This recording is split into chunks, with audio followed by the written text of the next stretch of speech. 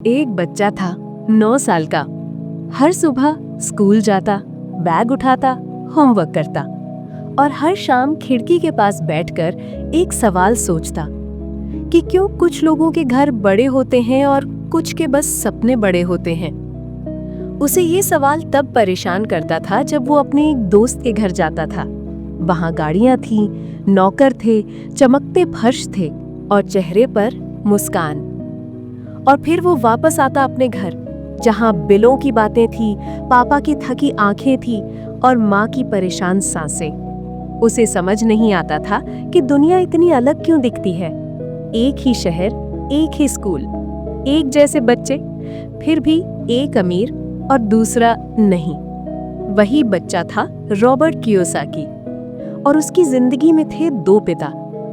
एक जो कहता था पैसे से दूर रहो, ये लालच है, और दूसरा जो कहता था पैसा एक ताकत है, समझदार बनो, गुलाम नहीं। अब सोचिए दोस्तों, जब आपके पास दो पिता हों, दो सोचें हों और दोनों आपको सिखा रहे हों, तो आप किसका रास्ता चुनते? हम सब की जिंदगी में भी कहीं ना कहीं यही दो आवाजें हैं। एक जो कहती है सेफ रहो, रिस्क मत लो, नौकरी करो, फालतू सपने मत देखो, और दूसरी जो धीरे से फुसफुसाती है तेरा वक्त आएगा, तू भी बना सकता है कुछ बड़ा, लेकिन पहले सोच बदलनी होगी। और यही सोच, यही टकराव, यही गहराई रिच डैड पुअर डैड की असली ताकत है। ये किताब सिर्फ पैसे के बारे में नहीं है, ये उन इनविजिबल जंजीरों के बारे में है जो हमें बांध कर रखती हैं। कर्ज, डर, असुरक्षा और वो सब झूठ जो हमने पैसे के बारे में बचपन से सुने हैं। स्टोरी मैग्नीफाइड पर आज हम उतरेंगे एक ऐसे सफर में जहां पैसा सिर्फ नोटों की गड्डी नहीं, बल्कि सोच, आदत और नजरिए का आईना है। इस वीडियो में हम हर उस सवाल को छुएंगे जो आपने कभी खुद से नहीं पूछा, या पूछा भी तो जवाब नहीं मिला। कि हम पैसे के लिए भागते रहते हैं लेकिन अमीर कभी नहीं बनते। क्या ज्यादा कमाने से ज्यादा जी सकते हैं? और असली अमीरी क्या सिर्फ बैंक बैलेंस होती है? रिच डैड पुअर डैड हमें ये सिखाती नहीं कि करोड़पति कैसे बने। ये हमें वो चश्मा देती है जिससे हम खुद की फाइनेंशियल सोच को देख सकें और शायद पहली बार अपनी गलतियां पहचान सकें, अपनी इनहेरिटेड सोच से सवाल कर सकें और कह सकें कि अब बस, अब मैं अपनी कहानी खुद लिखूंगा। तो अगर कभी आप भी उस 9 साल के बच्चे की तरह खिड़की से बाहर देखते हुए सोचते रहें कि क्या मैं कभी अमीर बन पाऊंगा, तो आज की ये कहानी सिर्फ किताब की नहीं है, ये आपकी और मेरी जिंदगी की सबसे अनकही हकीकत की कहानी है। और ये सफर हम तय करेंगे स्टोरी मैग्नीफाइड पर, जहां हर किताब एक आईना है और हर सोच एक नई शुरुआत। दोस्तों, रिच डैड पुअर डैड में बहुत गहरी बातें हैं और इस सफर को आसान और गहरा बनाने के लिए हमने इसे कुछ हिस्सों में बांटा है। हर हिस्सा एक सोच, एक एहसास और एक कहानी लेकर आएगा। तो चलिए अब शुरू करते हैं हमारा पहला भाग, गरीब सोच बनाम अमीर सोच। आपका फोन आज किसने बनाया? एप्पल? सैमसंग? लेकिन जरा सोचिए, क्या वो कंपनी उस इंसान ने बनाई जो दिन रात नौकरी करता रहा, या उस इंसान ने जिसने सोचना सीखा और फिर पैसा अपने लिए काम पर लगाया? रॉबर्ट कियोसाकी कहते हैं, अमीर लोग पैसा कमाने पर ध्यान नहीं देते, वो पैसा समझने पर ध्यान देते हैं। उनके अमीर पिता का मानना था कि गरीब और अमीर के बीच सबसे बड़ा फर्क है सोचने का तरीका। गरीब सोच कहती है मैं ये नहीं खरीद सकता, अमीर सोच कहती है मैं इसे कैसे खरीद सकता हूँ। गरीब सोच कहती है मुझे नौकरी मिल जाए बस, अमीर सोच कहती है मैं ऐसा क्या बना सकता हूँ जिससे दूसरों को नौकरी मिल जाए। आइए एक कहानी से समझते हैं। राहुल और विशाल दोनों बचपन के दोस्त थे। दोनों ने एक ही स्कूल से पढ़ाई की, एक जैसी नंबर लाए और फिर कॉलेज भी एक जैसा। लेकिन जिंदगी का खेल वहीं से अलग हो गया। राहुल को एक बढ़िया एमएनसी में नौकरी मिल गई, अच्छी सैलरी, चमकदार ऑफिस, हर महीने ईएमआई देने की ताकत। दूसरी ओर विशाल ने शुरुआत में कुछ नहीं किया, बस पढ़ता रहा, सीखता रहा कि पैसा कैसे चलता है। लोगों ने कहा बेवकूफ है, टाइम वेस्ट कर रहा है। पर 5 साल बाद राहुल अब भी उसी कुर्सी पर बैठा था, प्रमोशन का इंतजार करता हुआ। और विशाल, उसने एक छोटी सी कंपनी शुरू की जहां अब 10 लोग काम करते थे और हर महीने वो कमाता था राहुल की पूरी सालाना सैलरी से ज्यादा।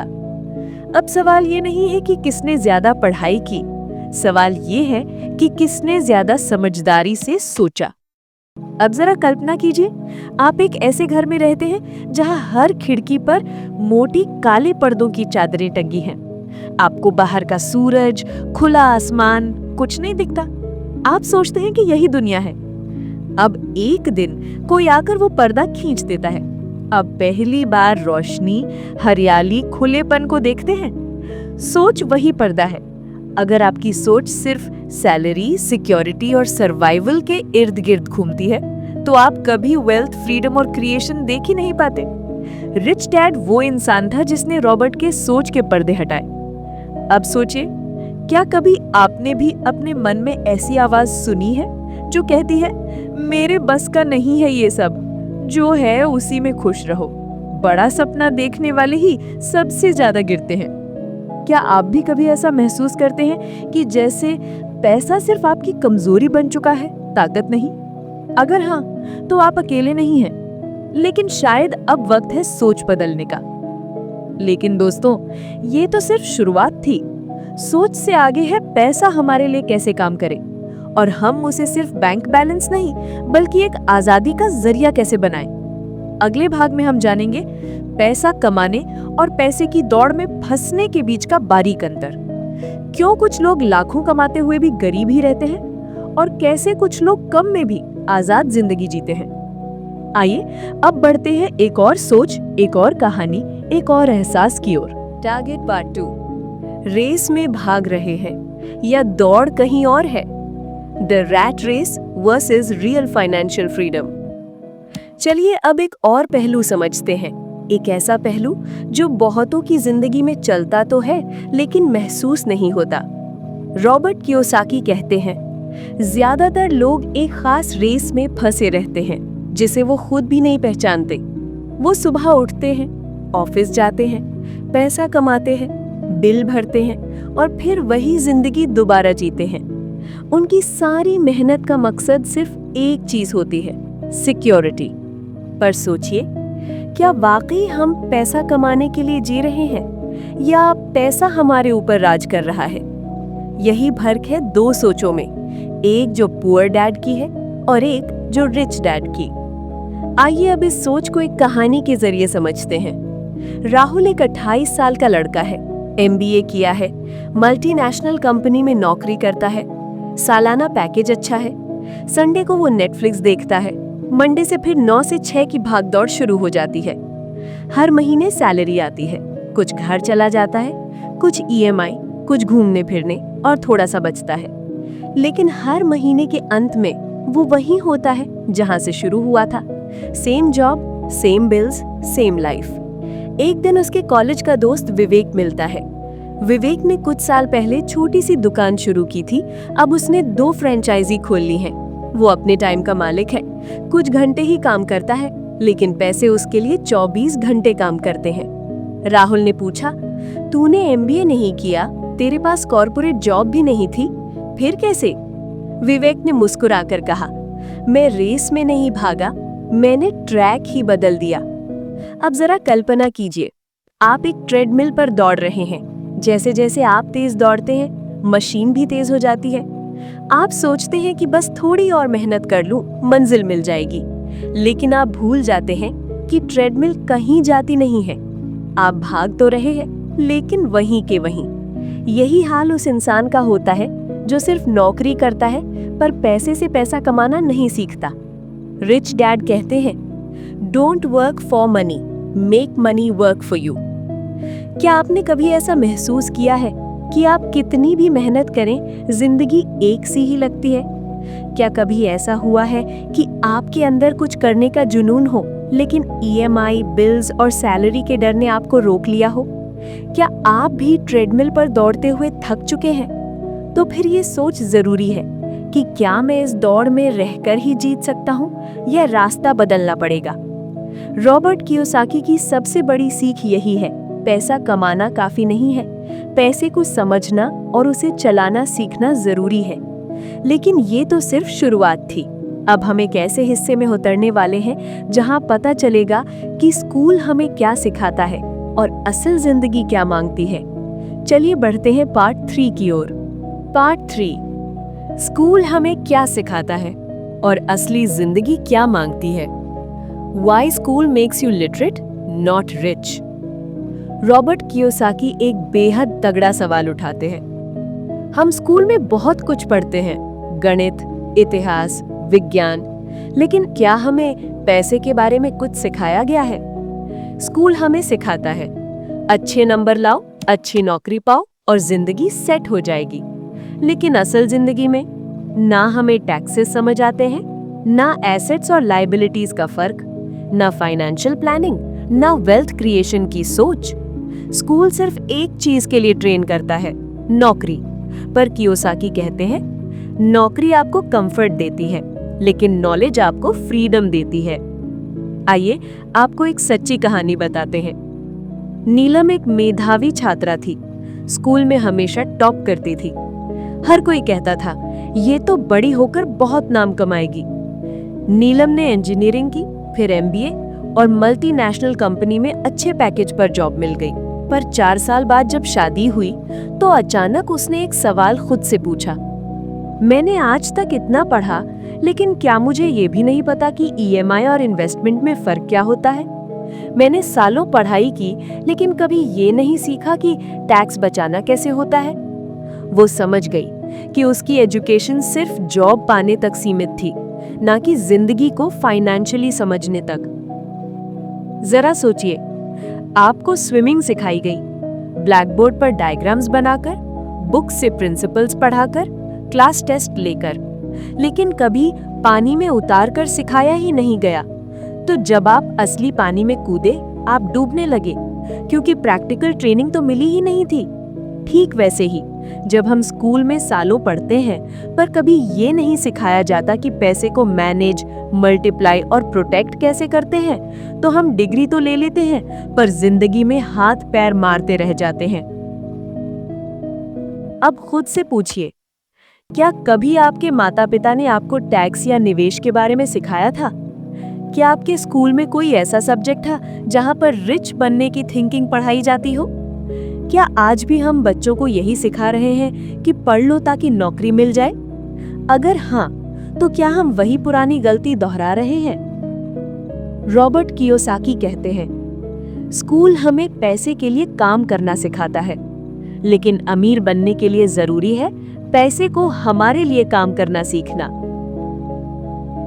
अब आगे बढ़ते हैं उस पार्ट की ओर जहां ये बदलाव शुरू होता है, जहां आप जानेंगे कि एसेट और लायबिलिटी का असली मतलब क्या होता है और ज्यादातर लोग क्यों अमीर होने के बजाय कर्जदार बनते जाते हैं। आइए चलते हैं पार्ट 4 की ओर। टारगेट पार्ट 4, एसेट क्या है, लायबिलिटी क्या है और हम उल्टा क्यों समझते हैं। The difference between assets and liabilities and why it changes everything. Robert Kiyosaki कहते हैं कि अमीर लोग एसेट्स खरीदते हैं, गरीब और मध्यम वर्गीय लोग लायबिलिटीज खरीदते हैं और सोचते हैं कि वो एसेट्स हैं। यानी ज्यादातर लोग इस सिंपल कॉन्सेप्ट में ही उलझ जाते हैं। वो समझते हैं कि बड़ा घर, महंगी गाड़ी या आईफोन एसेट है, लेकिन असल में ये चीजें पैसा निकालती हैं, लाती नहीं। एसेट वो होता है जो आपकी जेब में पैसे लाता है, लायबिलिटी वो होती है जो आपकी जेब से पैसे निकालती है। आइए आपको एक रिलेटेबल कहानी बताते हैं। रवि नाम का एक लड़का, जैसे ही उसकी पहली नौकरी लगी, उसने 15 लाख का कार लोन ले लिया और ईएमआई शुरू हो गई 18,000 रुपए की। लोगों ने कहा, वाह भाई, अब तो तू सेट है, एसेट बना लिया। पर हर महीने वो ईएमआई, फ्यूल, सर्विसिंग में करीब 25,000 रुपए खर्च कर रहा था। मतलब ये कार एसेट नहीं थी, लायबिलिटी थी। उधर उसका दोस्त मनीष, उसने कोई कार नहीं खरीदी, बल्कि एक छोटा सा 1 BHK अपार्टमेंट लिया, जिसे वो किराए पर देने लगा। हर महीने उसे 10,000 रुपए का रेंटल इनकम आने लगा। मतलब उसका वो छोटा सा घर एसेट बन गया। सोचिए कि आपकी जेब एक टंकी है, अगर उसमें एसेट है तो पानी भरा जा रहा है, अगर उसमें लायबिलिटी है तो छेद है और पानी बाहर बह रहा है। अब आप ही बताइए, क्या आप पानी भरने वाली टंकी चाहते हैं या टपकने वाली? क्या आपने कभी ये सोचा कि हम जिन चीजों पर लाखों रुपए खर्च करते हैं वो क्या वाकई हमें कुछ कमा कर देती हैं? जो ईएमआई आप हर महीने भर रहे हैं वो आपको ओनरशिप दे रही है या आपको सिर्फ शोकेस करने की सेटिस्फैक्शन? क्या हमने कभी खुद से पूछा कि मैं जो कमा रहा हूँ वो मेरी जिंदगी के लिए काम कर रहा है या मेरे ईगो के लिए? तो रिच डैड की एडवाइस वर्सेस पुअर डैड की एडवाइस। पुअर डैड कहते थे, बेटा बड़ी गाड़ी खरीदो, बड़ा घर लो, इससे स्टेटस बनेगा।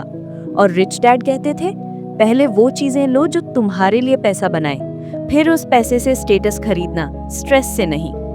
यही तो फर्क था दोनों सोच में।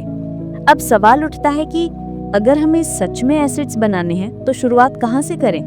रॉबर्ट कियोसाकी कहते हैं कि फाइनेंशियल एजुकेशन सिर्फ किताबों से नहीं आती, वो समझ से आती है। और समझ शुरू होती है जब हम सवाल पूछते हैं कि मुझे कितना पैसा चाहिए, नहीं बल्कि मैं किस तरीके से फाइनेंशियल फ्रीडम हासिल कर सकता हूँ।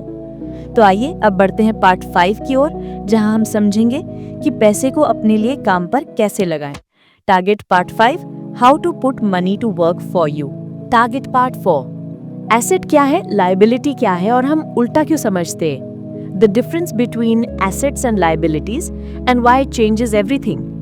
रॉबर्ट कियोसाकी कहते हैं कि अमीर लोग एसेट्स खरीदते हैं, गरीब और मध्यम वर्गीय लोग लायबिलिटीज खरीदते हैं और सोचते हैं कि वो एसेट्स हैं। यानी ज्यादातर लोग इस सिंपल कॉन्सेप्ट में ही उलझ जाते हैं। वो समझते हैं कि बड़ा घर, महंगी गाड़ी या आईफोन एसेट है, लेकिन असल में ये चीजें पैसा निकालती हैं, लाती नहीं। एसेट वो होता है जो आपकी जेब में पैसे लाता है, लायबिलिटी वो होती है जो आपकी जेब से पैसे निकालती है।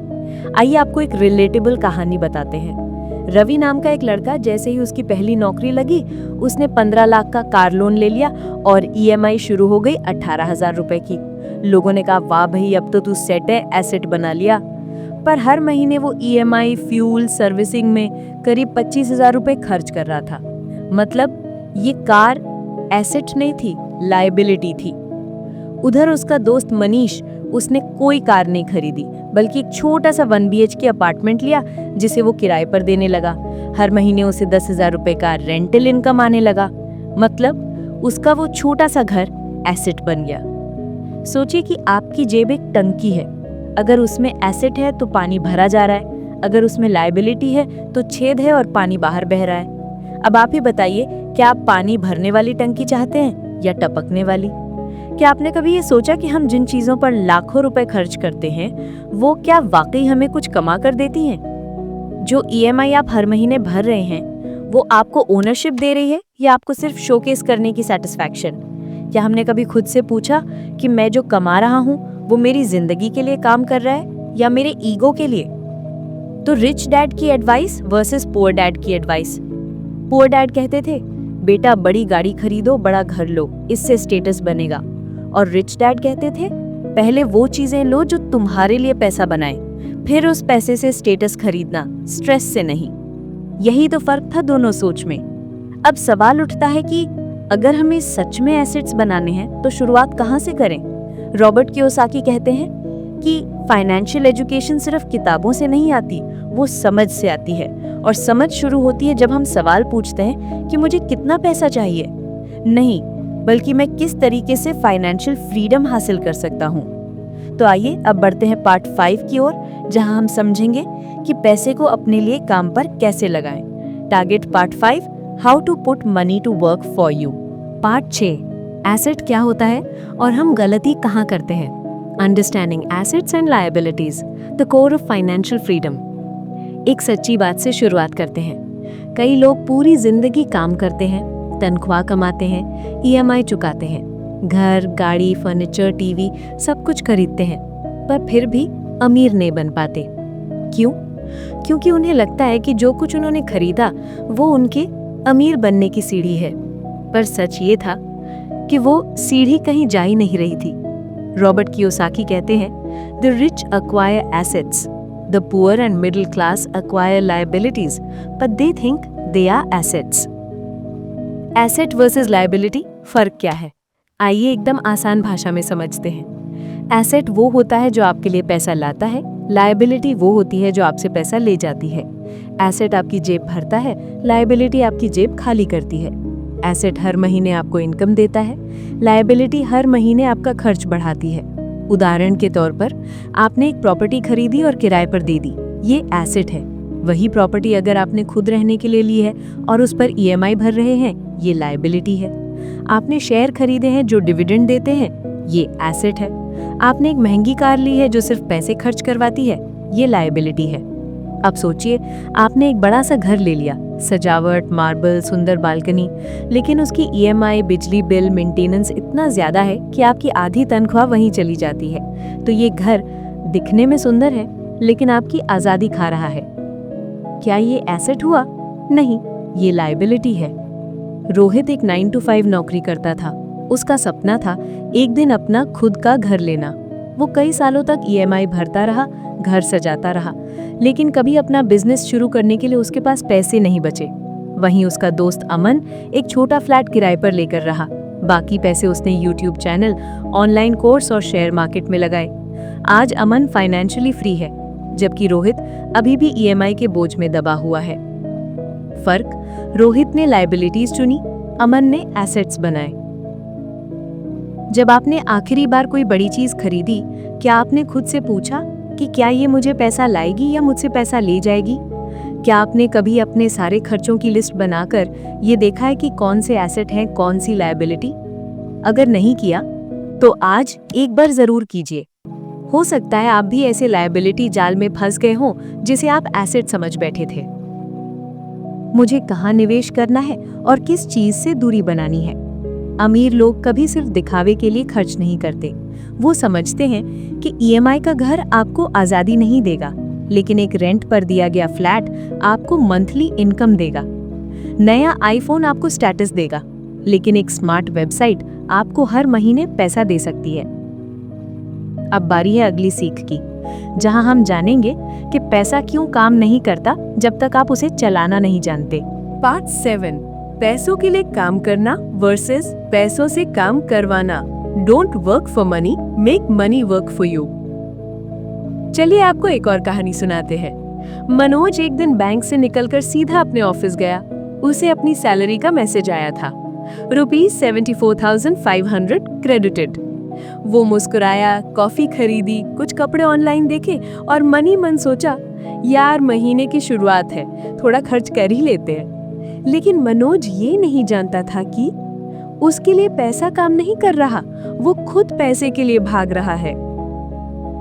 रॉबर्ट कियोसाकी कहते हैं, The poor and the middle class work for money, the rich have money work for them। ये लाइन सुनने में सिंपल लगती है, लेकिन इसका मतलब बहुत गहरा है। जब आप पैसों के लिए काम करते हैं तो आप नौकरी करते हैं, फिर ईएमआई, टैक्स, किराया, बीमा, स्कूल फीस और महीने का अंत आते आते फिर से जीरो। हर महीने एक ही दौड़, जिसे रॉबर्ट कियोसाकी रैट रेस कहते हैं। पैसा आ रहा है, जा रहा है, लेकिन बढ़ नहीं रहा। लेकिन जब आप पैसों से काम करवाते हैं, आप पैसा कमाते हैं, लेकिन उसका कुछ हिस्सा एसेट्स में लगाते हैं। रेंटल प्रॉपर्टी, स्टॉक्स और म्यूचुअल फंड्स, डिजिटल प्रोडक्ट्स या कोई छोटा बिजनेस, ताकि वो पैसा हर महीने आपको नया पैसा कमा कर दे। आप खुद काम नहीं कर रहे, आपका पैसा आपके लिए काम कर रहा है। एक कल्पना कीजिए, आपके पास 10,000 रुपए है। आप दो रास्ते चुन सकते हैं, एक नया मोबाइल लेना या दो 10,000 रुपए एक यूट्यूब चैनल या फ्रीलांस स्किल सीखने में लगाना। पहले में पैसा खत्म हो जाएगा, दूसरे में पैसा आपके लिए और पैसा कमाने लगेगा। अब सोचिए, आप अपने पैसे के साथ क्या करते हैं? क्या आप हर महीने के अंत में फिर से उसी जीरो पर आ जाते हैं, या क्या आपने ऐसे पैसे लगाए हैं जो आपके लिए काम करते हैं? एक एग्जाम्पल देखिए, आपने 50,000 रुपए से एक पुराना मकान खरीदा और उसे किराए पर दे दिया।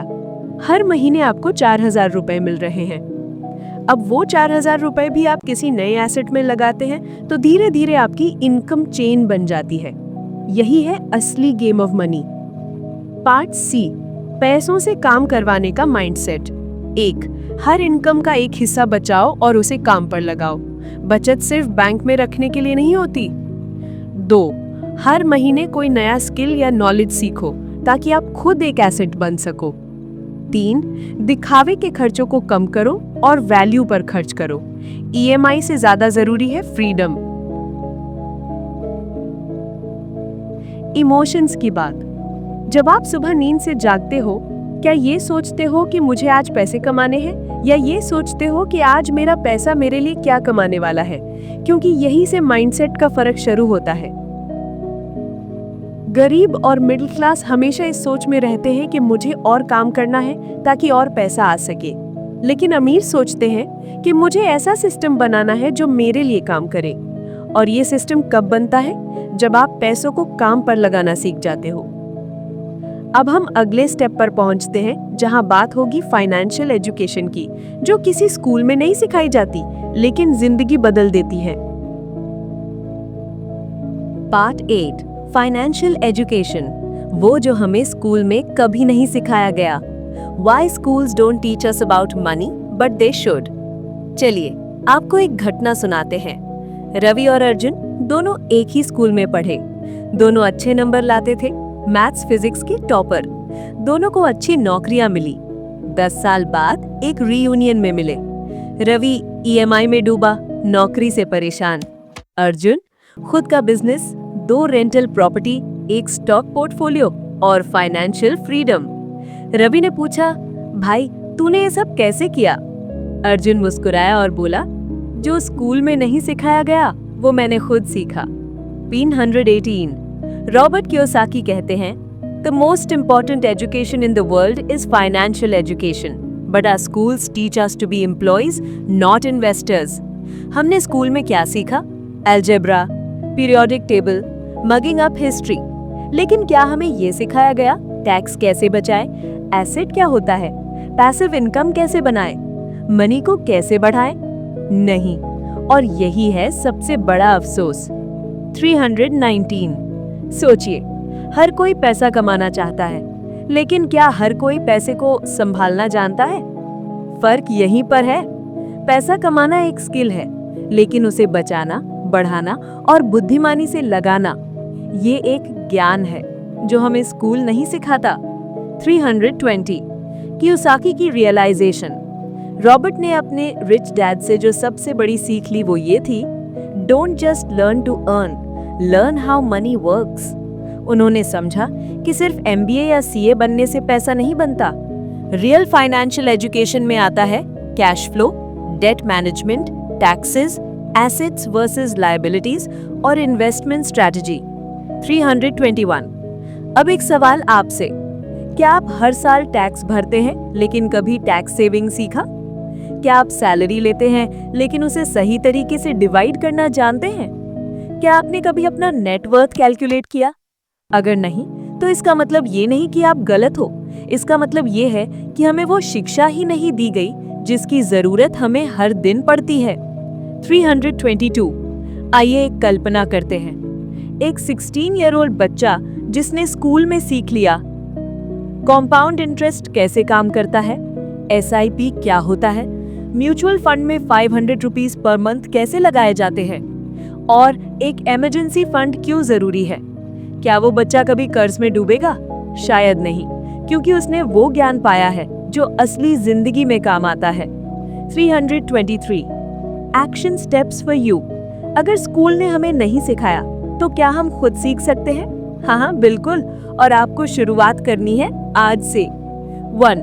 हर महीने की इनकम को 3 हिस्सों में बांटे। 1 खर्च, दूसरा बचत और तीसरा निवेश। 2. यूट्यूब या किताबों से सीखिए फाइनेंशियल लिटरेसी कैसे बढ़ाए।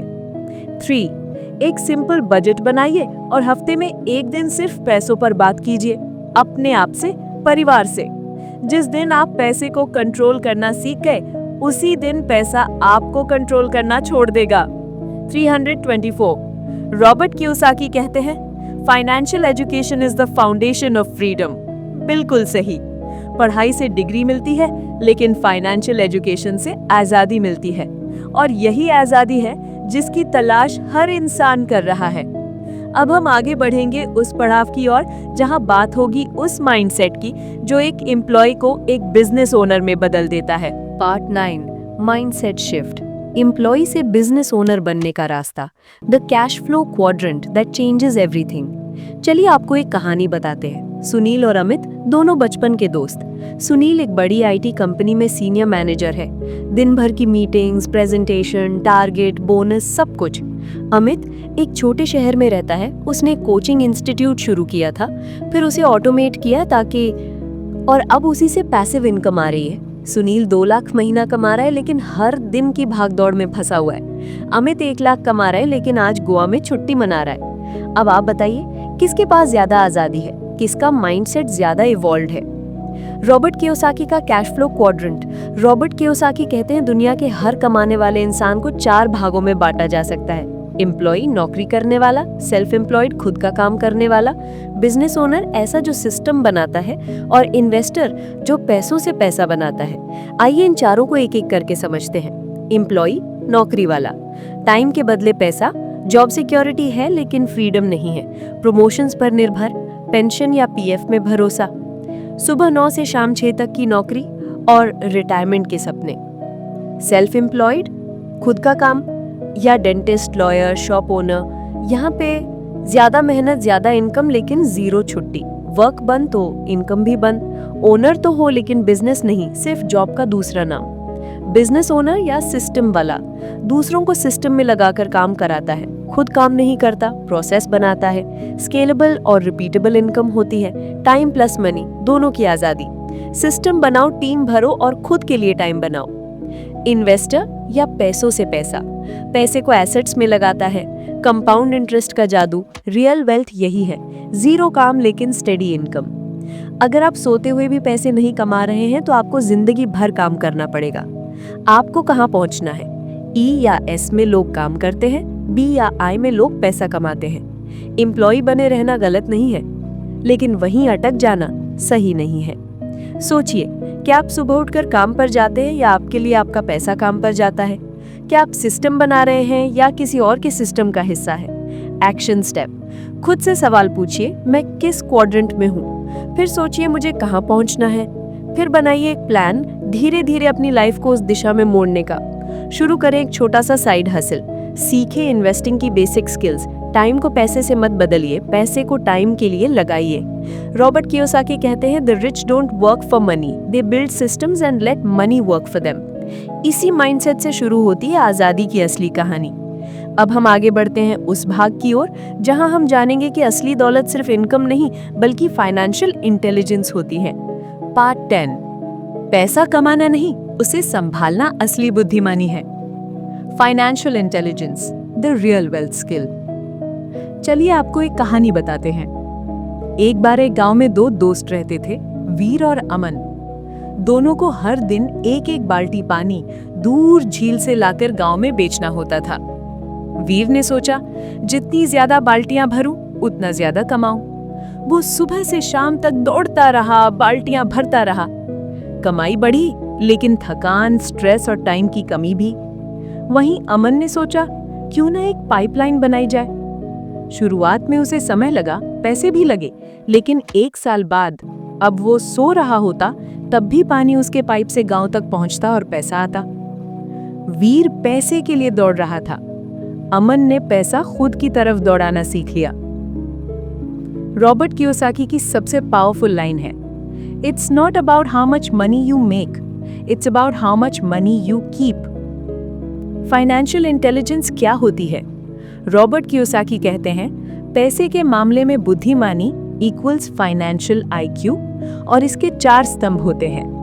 नंबर 1, अकाउंटिंग यानी कि लेखा जोखा। क्या आप जानते हैं कि आपका पैसा कहां से आ रहा है और कहां जा रहा है? क्या आप अपनी इनकम, एक्सपेंसेस और एसेट्स और लायबिलिटीज को ट्रैक करते हैं?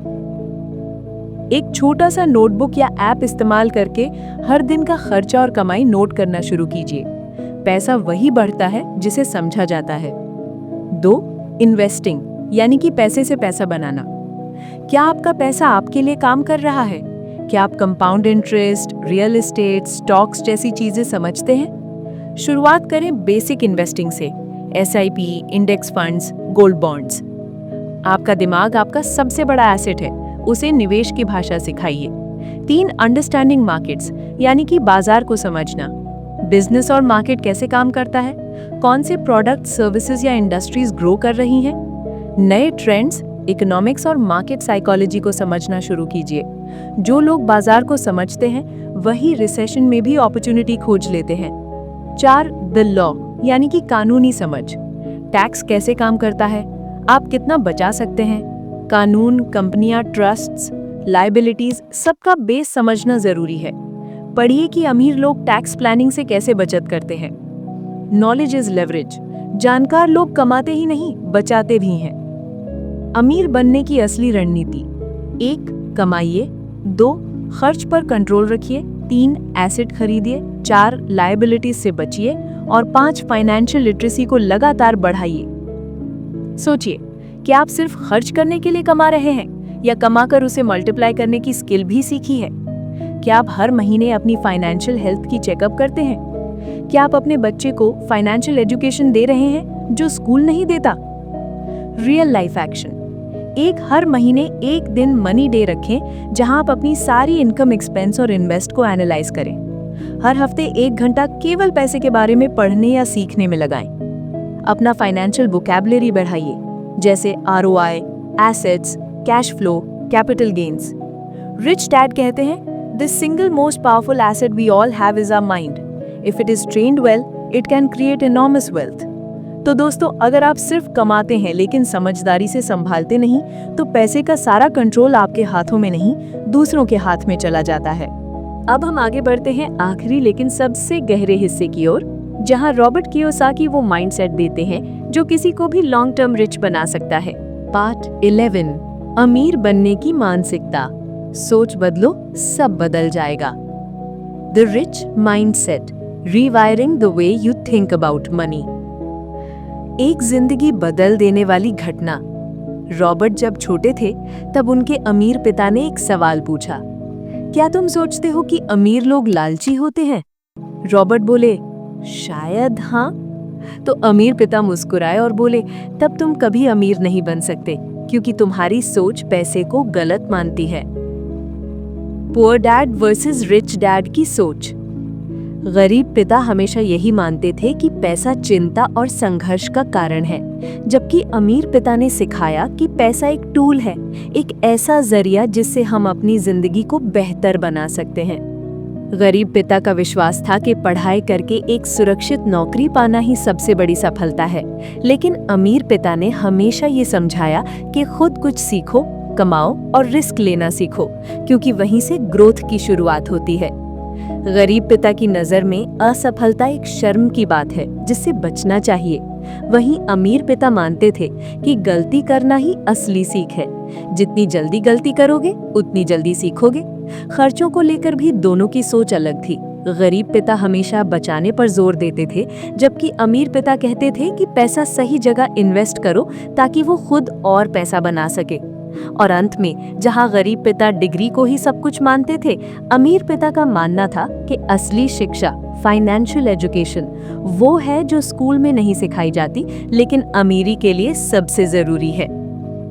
रॉबर्ट कहते हैं, "Your thoughts lead to your actions lead to your habits, and your habits define your destiny." यानी सोच बदलोगे तो सब बदल जाएगा। द रिच माइंडसेट बनता है इन चीजों से। 1. पॉसिबिलिटी थिंकिंग, संभावनाओं में सोचना। गरीब सोचता है मैं ये नहीं कर सकता, अमीर सोचता है मैं कैसे कर सकता हूँ। सवाल बदलते ही दिमाग नए रास्ते खोजने लगता है। 2. लाइफ लॉन्ग लर्निंग, हमेशा सीखते रहना। पुअर डैड कहते थे मैं पढ़ाई पूरी कर चुका हूँ, रिच डैड कहते थे सीखना कभी खत्म नहीं होता। अमीर लोग हर दिन पढ़ते हैं, किताबें, फाइनेंस, मार्केट, माइंडसेट। अगर आप अमीर बनना चाहते हैं तो अपने आप को लगातार शिक्षित करना होगा। 3.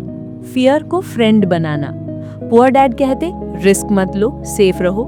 रिच डैड कहते रिस्क समझो, प्लान करो, फिर स्मार्ट रिस्क लो। डर को दोस्त बनाओ क्योंकि जितना डर उतना ही ग्रोथ का मौका। 4. डिलेड ग्रेटिफिकेशन, यानी अभी नहीं बाद में। पुअर माइंडसेट चाहता है अभी मजा चाहिए, रिच माइंडसेट कहता है अभी त्याग कल बड़ा फल। पैसा बचाना, निवेश करना और धैर्य रखना अमीरी की नींव है। 5. रिस्पॉन्सिबिलिटी लेना। पुअर डैड, मेरे पास पैसे नहीं हैं, मेरी गलती नहीं। रिच डैड, अगर मेरे पास पैसे नहीं हैं तो मुझे बदलना होगा। अमीर बनने के लिए ब्लेम नहीं, ओनरशिप जरूरी है। आइए खुद से कुछ सवाल पूछें। क्या मैं हमेशा मुश्किलों में बहाने ढूंढता हूँ या समाधान? क्या मैं अपनी आदतों को सुधार रहा हूँ या सिर्फ जिंदगी काट रहा हूँ? क्या मैं पैसा कमाने का बस सपना देख रहा हूँ या उसे पॉसिबल मानकर एक्ट कर रहा हूँ? एक गहरी बात जो रॉबर्ट ने कही, The moment you change your mindset from I can't afford it to How can I afford it, your brain starts working for you. एक रियल लाइफ एक्सरसाइज। हर दिन खुद से ये 3 सवाल पूछिए। 1. मैंने आज क्या नया सीखा, पैसा, बिजनेस या माइंडसेट के बारे में? 2. क्या मेरी कोई सोच है जो मुझे अमीर बनने से रोक रही है? 3. आज मैंने अपने फाइनेंशियल गोल के लिए क्या किया? अमीर बनने का असली रास्ता।